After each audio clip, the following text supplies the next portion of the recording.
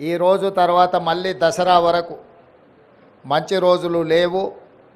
ఈ కార్యక్రమాన్ని ఈరోజు చేపట్టవలసిందిగా వేద పండితులు నిన్న సూచన చేయడం జరిగింది.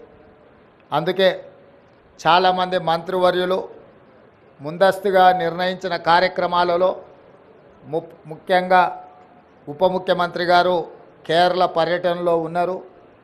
మిగతా మంత్రివర్యులు కూడా ఇతర కార్యక్రమాలలో ముందే వాళ్ళ కార్యక్రమాలు నిర్ధారించడం వల్ల పెద్ద ఎత్తున ఈ కార్యక్రమాన్ని ప్రభుత్వం ఏర్పాటు చేయలేకపోయింది.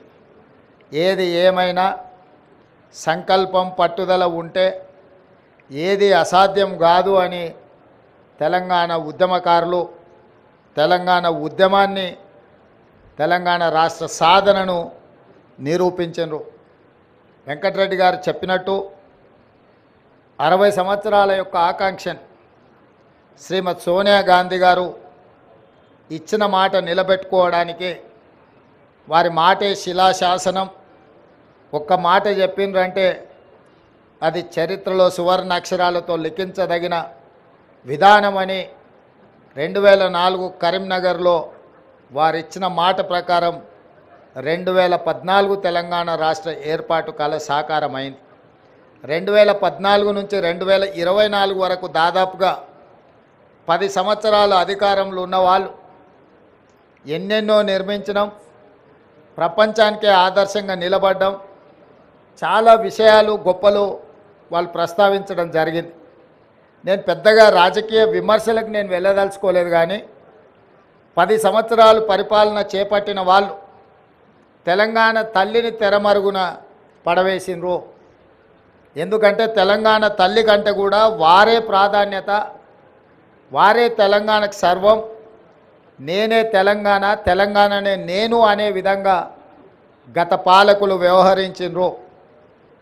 ఆ విధానానికి కాంగ్రెస్ పార్టీ, ప్రజలెన్నుకున్న ప్రభుత్వం, ప్రజాపాలన ఆ పాత విధానాలకు విరుద్ధం ప్రగతి భవన్ పేరు మీద పెద్ద గడిని నిర్మించుకొని చుట్టూతా ముళ్ళ కంచెలు ఏర్పాటు చేసుకొని వందలాది మంది పోలీసుల పహారల మధ్యలో వారు భద్రంగా అక్కడ ఉండి తెలంగాణ ప్రజలకు ప్రవేశం లేదు అని నిషేధించిన ప్రగతి భవన్ను ప్రజాభవన్గా మార్చి జ్యోతిరావు పూలే భవన్గా ఈరోజు తెలంగాణ ప్రజలు ఏ సమస్యలు ఉన్నా స్వేచ్ఛగా లోపలికి వెళ్ళొచ్చు, అక్కడున్న ప్రజాప్రతినిధులకు అధికారులకు విన్నవించవచ్చు, ఆ సమస్యల్ని పరిష్కరిస్తాము అని చెప్పి గడిగా మారిన ప్రజాభవన్ను ఈరోజు వాళ్ళు ప్రగతి భవన్ పేరు మీద ప్రజలకు దూరం చేస్తే ప్రజాభవన్ పేరు మీద మన ప్రభుత్వం ప్రజలకు అందుబాటులోకి తీసుకొచ్చి దేశానికే ఆదర్శంగా ఈ ప్రభుత్వం నిలబడ్డది. అదేవిధంగా సచివాలయం తెలంగాణ పరిపాలనకు గుండెకాయ.